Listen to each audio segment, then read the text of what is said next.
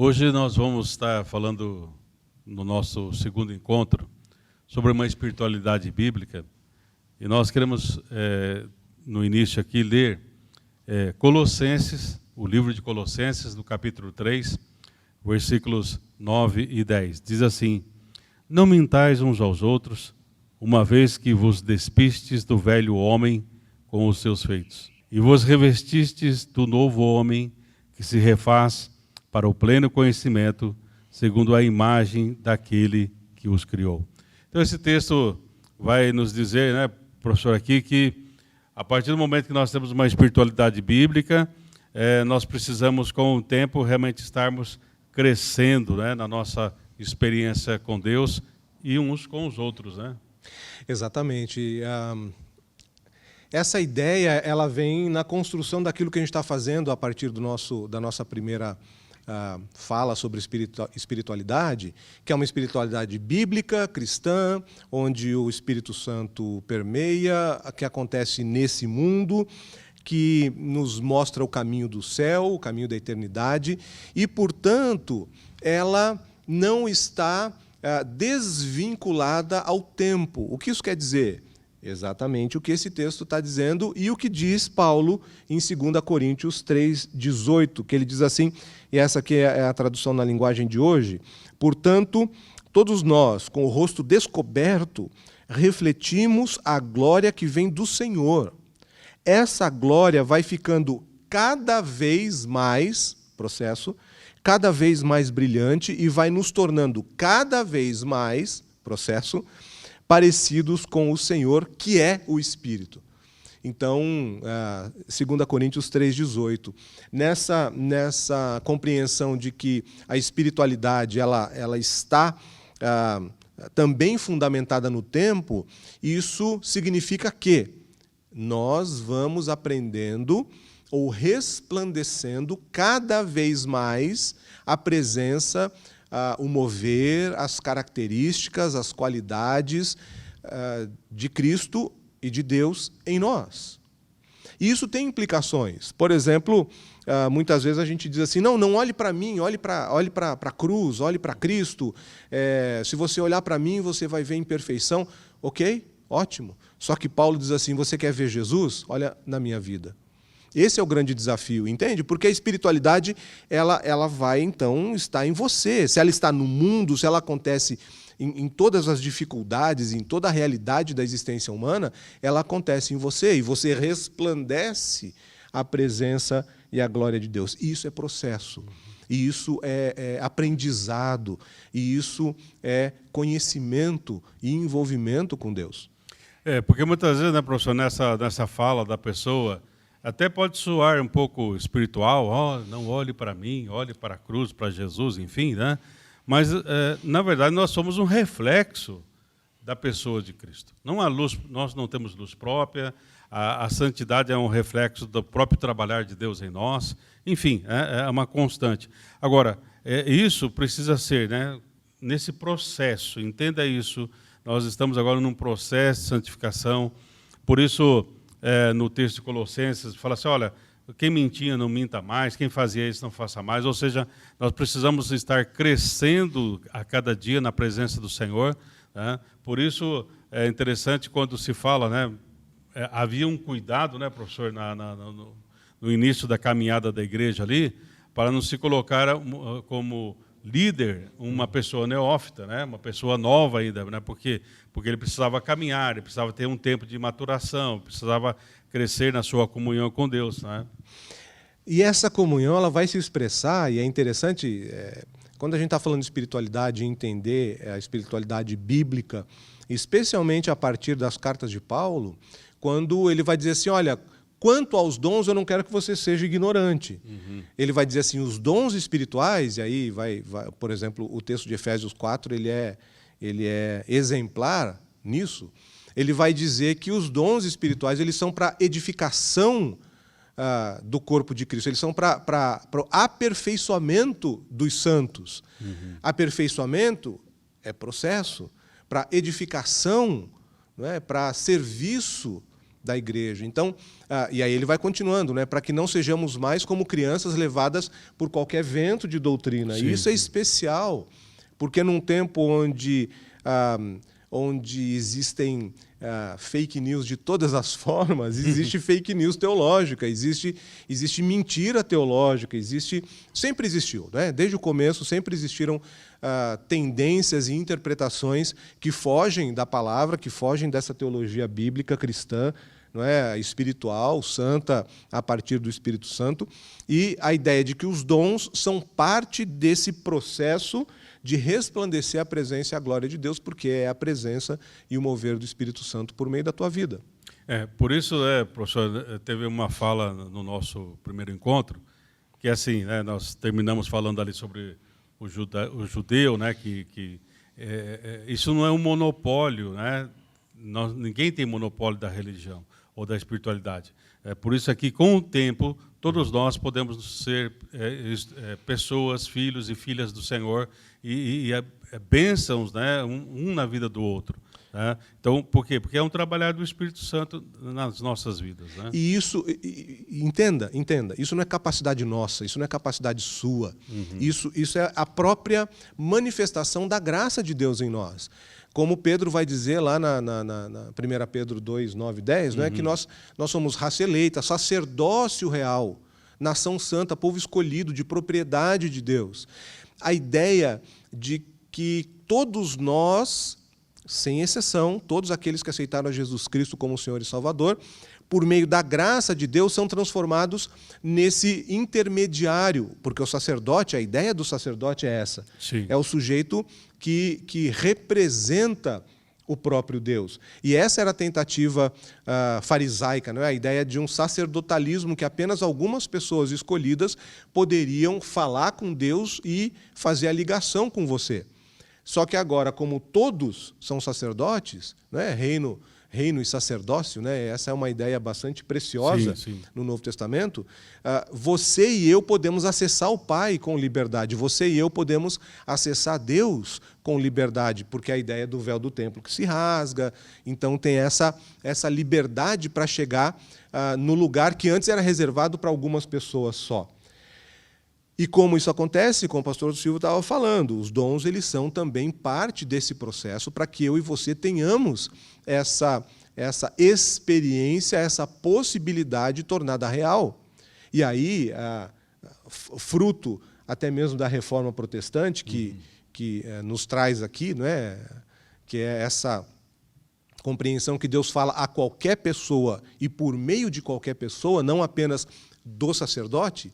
Então, a ideia do sacerdócio universal de todos os crentes, que nos coloca nesse caminho de processo de entender que, como diz Paulo em Coríntios e lá no texto de Colossenses que nós lemos, Coríntios 3 e Colossenses 3, é um processo dessa natureza que a graça de Deus coloca em você e em mim, e ela vai resplandecendo cada vez mais.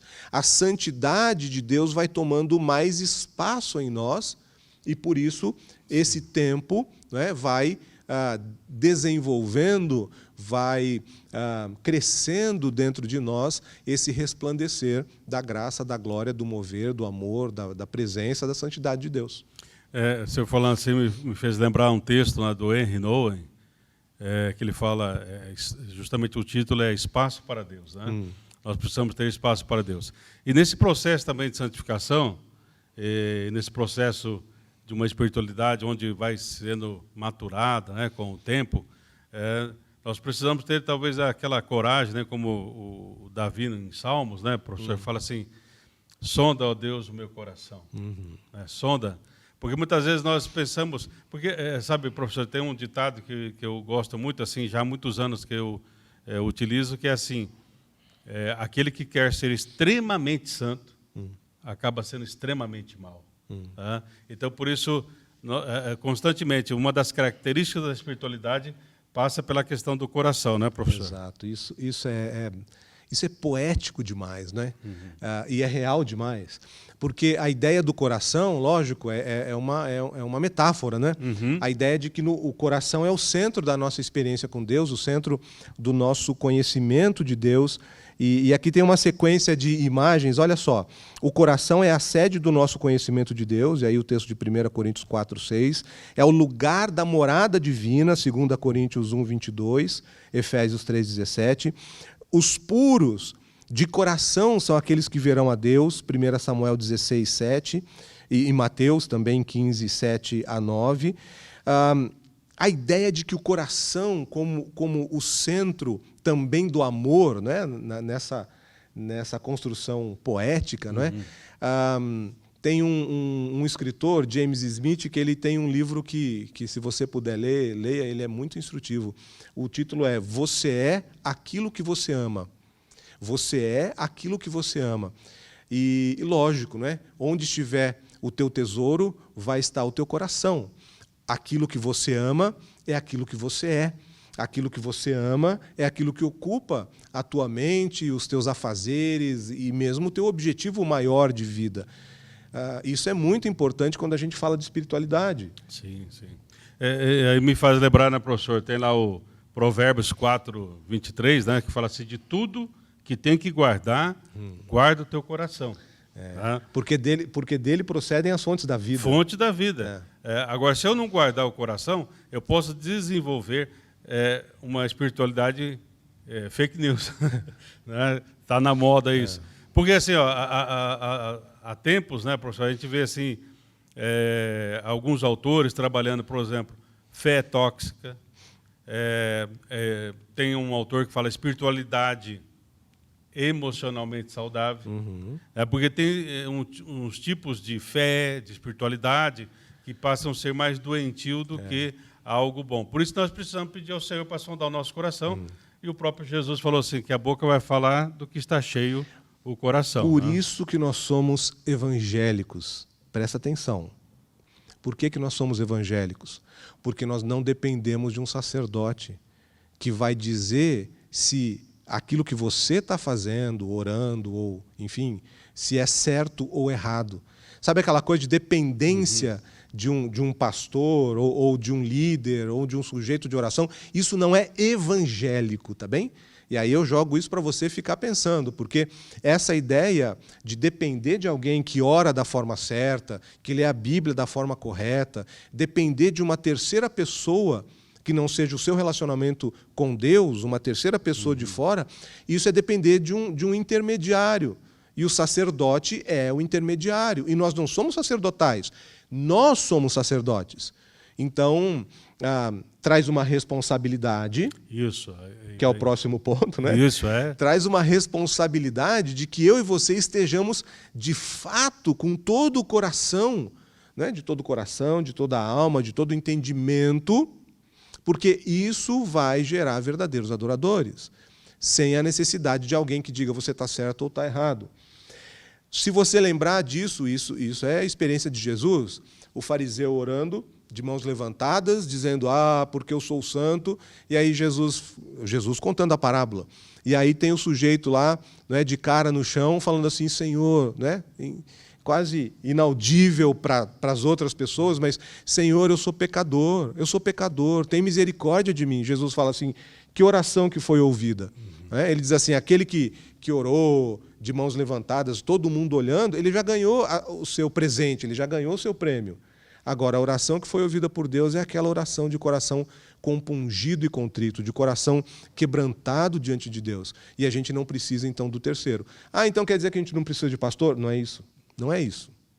A gente precisa de mestres que nos orientam, que caminham junto conosco. Mas essa autoridade de conhecer a Deus por inteiro, de todo o coração, de toda a alma e todo o entendimento, é uma responsabilidade sua também. Não sou eu, como pastor, que vou orar certo por você. Você vai aprender a orar por você, pelos outros. E compreende como é que é? Essa espiritualidade, então, ela é do coração. Eu sou aquilo que eu amo, eu sou aquilo que eu me dedico por inteiro. E ela é uma responsabilidade também. Porque o nosso papel, né, nessa responsabilidade, né, nós cooperarmos com Deus. Por exemplo, Deus nos dá lá, vamos pegar a parábola do talento, nos deu as parábolas lá, os talentos, enfim. Nós podemos muitas vezes esconder, nós podemos não agir de acordo, não não levar a sério realmente as coisas, né? Então, essa questão da responsabilidade está ligada à nossa espiritualidade também. Aquilo que Deus tem colocado e falado ao teu coração. Tá? Uma das coisas, realmente, nós temos aqui, né, uma função pastoral, né? Mas muitas vezes, né, tem certos tipos de espiritualidade que alguns líderes, né, falam assim, não toqueis nos meus ungidos. A igreja toda do Senhor é ungida. Né? Então, assim como você não toca em mim, eu não posso também tocar em você. Ou seja, nós somos uma comunidade de homens e mulheres ungidos por Deus. Então, aí é o respeito. Então, a nossa responsabilidade é vivermos essa espiritualidade segundo realmente o coração de Deus. Porque aí vem a outra, né? Além da responsabilidade, como um papel da espiritualidade, é a nossa espiritualidade na vida da igreja, né, professor? Exatamente. Porque tem crente autônomo, né? Então, e aí a gente volta nessa ideia de que não existe cristianismo que não seja social, que não seja comunitário, que não seja corpo articulado. Não é? Não tem como você ter a ponta do dedo se você não tem o cotovelo. Né? Não tem como você entender a igreja se ela não estiver articulada, as pessoas unidas.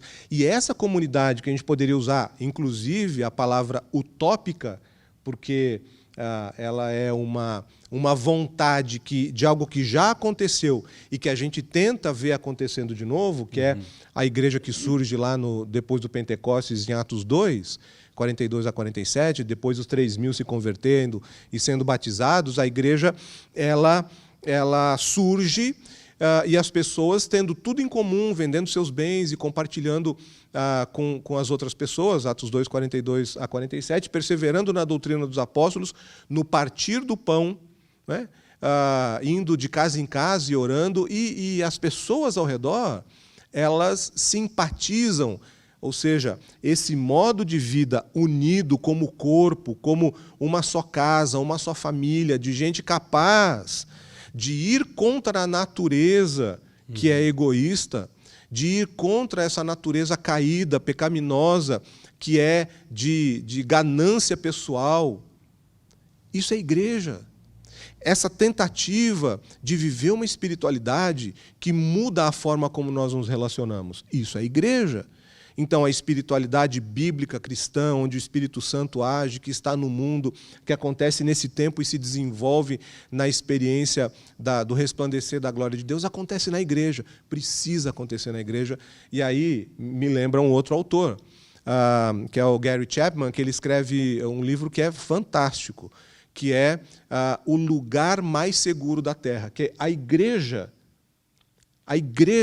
é, ou deveria ser, o lugar mais seguro da Terra. E aí o subtítulo é Onde nós podemos chegar ao fundo para sermos resgatados de forma segura. A igreja como o lugar mais seguro da Terra. É fascinante o livro do Gary Chapman, que começa, o livro anterior a esse, é Conexão. Ele tem um desenvolvimento dessa ideia da igreja como um lugar onde a gente se conecta e onde nós somos curados. É interessante, né, professor? Porque a gente tem falado, né, de uma espiritualidade bíblica, cristocêntrica, onde o Espírito Santo permeia toda ela, né? Mas é interessante, né, aí quando chega nessa parte, né, nós estamos falando da igreja, corpo vivo de Cristo. Nós não estamos falando apenas de uma instituição. Ou denominação. Ou denominação, mas o corpo vivo de Cristo. Mas é interessante quando, em nome de uma certa espiritualidade, muitas vezes causam-se cisões, rompimentos, né? E sendo que, a partir de uma espiritualidade bíblica, né, como o senhor colocou bem, se quebra a questão do egoísmo, do meu eu, né, de um ego inflado, né, para um esvaziamento de uma espiritualidade que se coloca em comunhão com Cristo, Cristo que se esvaziou de si mesmo, tomando a forma humana, ele se humilhou. Né? Então, isso não é degradante. Isso é um resgatar realmente de uma espiritualidade bíblica. Agora, tem umas espiritualidades onde a pessoa se ufana, quer ser maior do que o próprio Cristo. E aí a gente volta a imaginar o nosso tempo, não é? Porque, afinal, a gente vive no mundo. Se você tem vários tipos possíveis de manifestação ou de experiência de espiritualidade, por isso a gente está falando que a nossa é bíblica, cristã, Espírito Santo no mundo, articulada como igreja.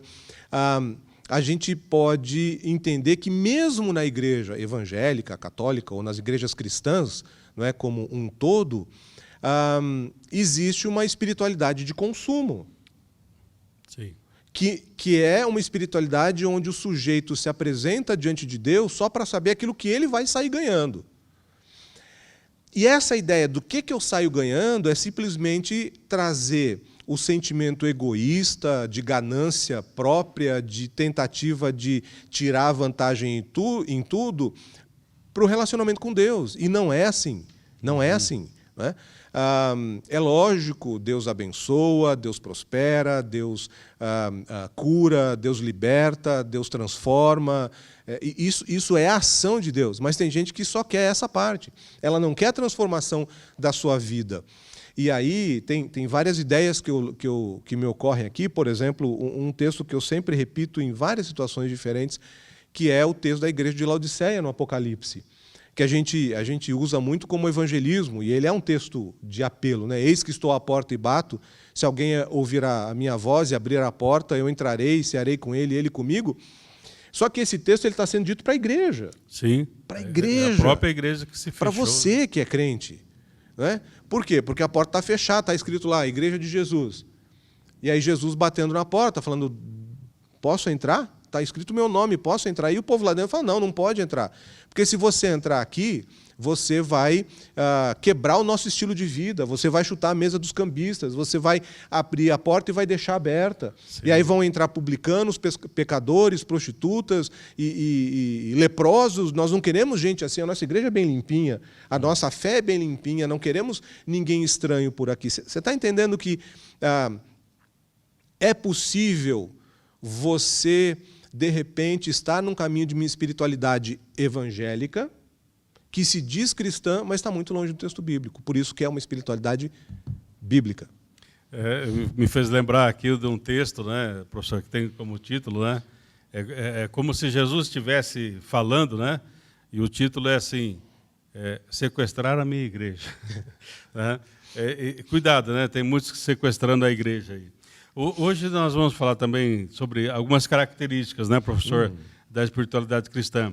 E a primeira delas aí, na verdade, é um conjunto de convicções, né? Porque eu estava pensando crenças, mas não, é convicções, é algo muito mais profundo, né? Que tem como base esse nosso relacionamento com Jesus, né?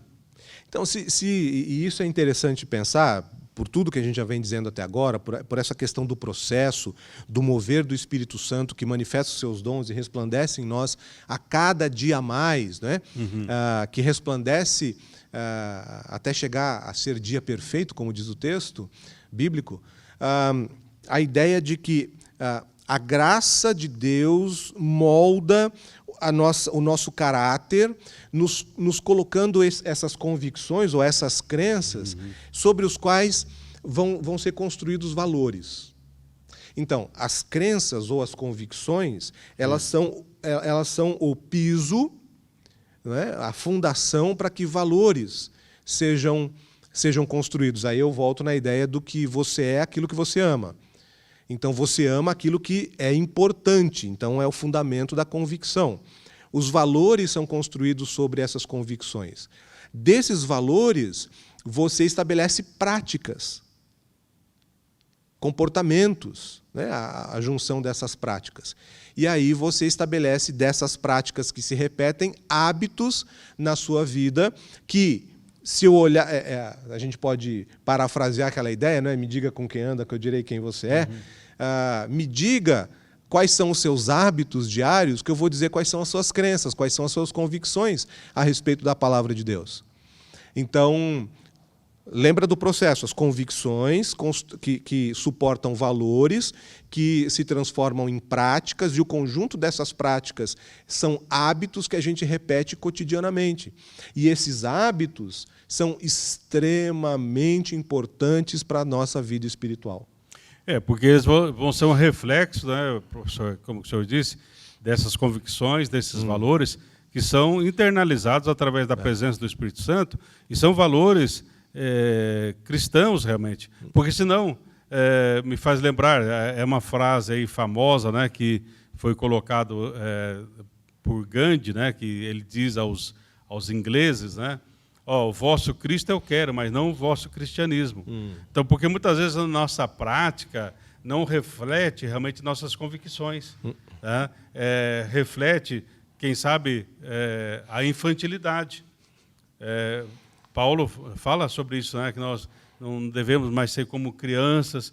Ele fala, quando eu cresci, né, quando eu cresci, eu deixei de lado as coisas de criança. Agora eu começo a ver o mundo numa outra perspectiva. Né? Então isso é importante, né? Na perspectiva do se te baterem numa face, você bate no outro. Não, você dá outra face. Se te pedirem a tua jaqueta, você dá também o sobretudo. Se te pedirem para caminhar uma milha, você... te obrigarem, né? Na verdade é isso, te obrigar a caminhar uma milha, você mostrando essa graça, essa benevolência, essa bondade, esse amor cristão, você inverte a obrigatoriedade em dádiva. Isso, você caminha 2 milhas.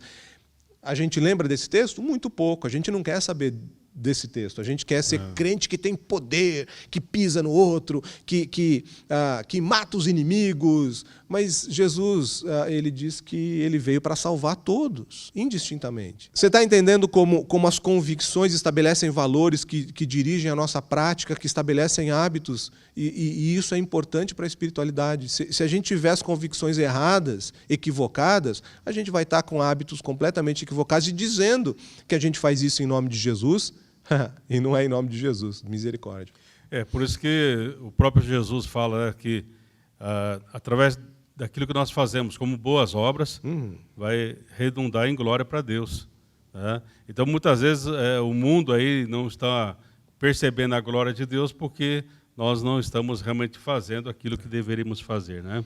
E também, né, professor, aqui, espiritualidade é um estilo de vida, né? Não é simplesmente parte da minha vida, né? Só no domingo que eu sou espiritual. Ou então no quarto lá no escuro, fecha o seu quarto e ora para Deus em silêncio, né? Sozinho. Então espiritualidade é isso, e aí no dia a dia eu faço, né? Vou pela lei da selva. Não, peraí, a nossa lei não é a lei da selva. A nossa lei não é a lei da selva. E aí eu quero só colocar, talvez para te provocar, você que está assistindo a gente sempre ouve que os evangélicos vão ser maioria no país e tal. Eu pergunto, para quê? Nos lugares onde está tendo mais evangélico, a criminalidade está baixando, a violência doméstica está baixando, enfim, aquilo que a gente considera como comportamentos ou hábitos prejudiciais está tendo alguma transformação para melhor? Se tiver, glória a Deus, esse é o caminho. Se não tiver, a gente precisa repensar para que a gente quer tanto evangélico no país. Né? Porque aí vai ser uma espiritualidade insípida, né? Exatamente. O sal perdeu a sua capacidade, né? Exato. Por isso que ele diz que é estilo de vida, sim, né? E que é outro ponto, que é uma conduta, a conduta do dia a dia. A gente está falando dos hábitos. E se você olhar para a pessoa, e aí a gente volta logo que a gente falou lá no início, né? Que é possível mensurar a espiritualidade. Sim. Lógico que a gente não está aqui para isso, e você não é chamado para mensurar a espiritualidade de ninguém.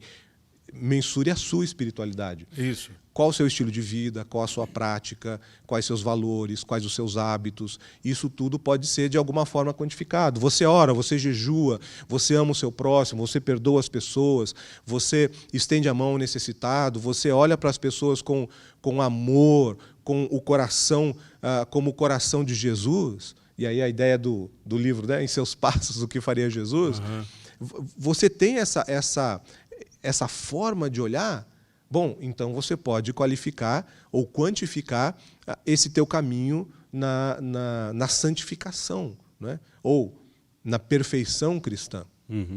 E aí então nós temos também, como nesse estilo de vida, né, professor, tem que ter uma manifestação de um conhecimento, que seria aquelas convicções, isso, de saber em quem nós temos crido realmente, termos o caráter de Cristo.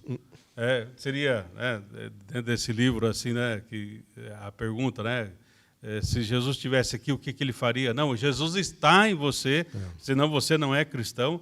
Então, procure pensar e refletir antes de fazer qualquer coisa, porque a partir do momento que há um mover do Senhor real na sua vida, então você vai parar, ponderar sobre situações, vai ser mais criterioso, né, vamos dizer assim, na sua conduta, né? Isso.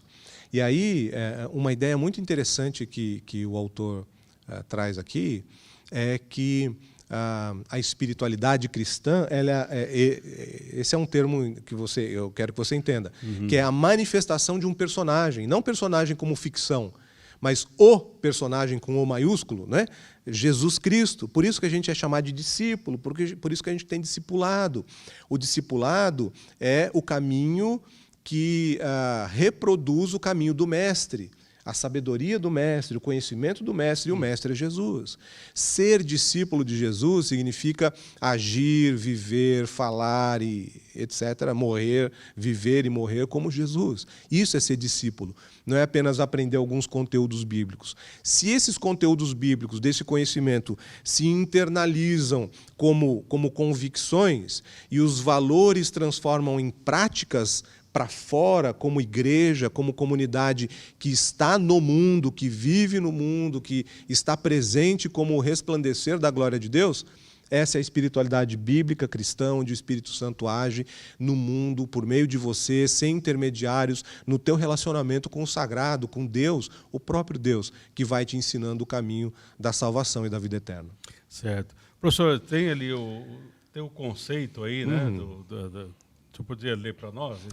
Essa é uma frase que a gente tem que destacar, não é? Isso. E depois, se quiser colocar também aí para finalizar na tela, a espiritualidade cristã é o desejo de viver em comunhão com Deus, conhecendo-o cada vez mais e de glorificá-lo em todos os aspectos do viver.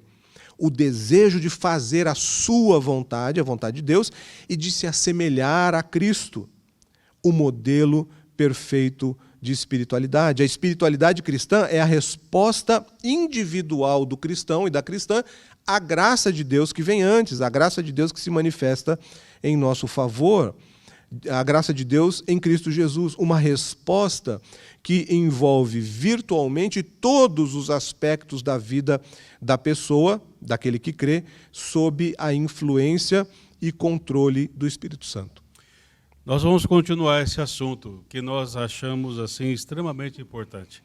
Mas que você possa, como foi colocado aqui pelo professor Flávio, não vamos medir a espiritualidade do outro, mas vamos falar, Senhor, sonda o meu coração. Será que eu estou tendo uma espiritualidade bíblica, cristã, dirigida e impulsionada pelo Espírito? Pense sobre o assunto. No nosso próximo encontro, nós vamos continuar falando sobre esta importância de uma espiritualidade bíblica para realmente vivermos numa nova dimensão de vida.